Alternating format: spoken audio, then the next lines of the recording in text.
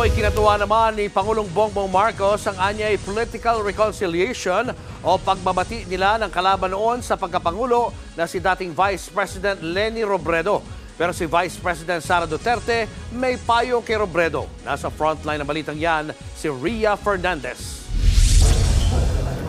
Nagkita at nagkamayan pa ang dating magkatunggali sa 2022 presidential elections na sina Pangulong Bongbong Marcos at dating Vice President Leni Robredo sa inaugurasyon ng Sorsogon Sports Arena kahapon. Ang tagpong yan, ikinatuwa raw ni Pangulong Marcos. Sa pagpirma niya sa Aralo kanina, pinasalamatan niya pa si Senate President Chis Escudero na tila naging tulay sa pagbabati nila ni Robredo. Senate President Chis Escudero and who has taken a very important step towards political reconciliation yesterday. Well done. I'm so happy you did that. Si Escudero raw ang nag-imbita kay Robredo para salubungin ang Pangulo sa Sorsogon kahapon. Sa gitna naman ng pagbabati ni na PBBM at Robredo, may payo si Vice President Sara Duterte kay Robredo.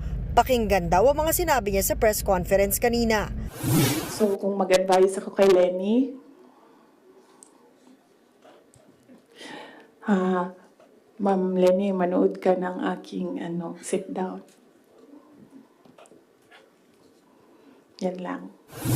Nagbabalita mula sa Frontline, Ria Fernandez, News 5. Mga kapatid, Julius Babaw po. Iba na ang may alam at may pakialam sa panahon ngayon.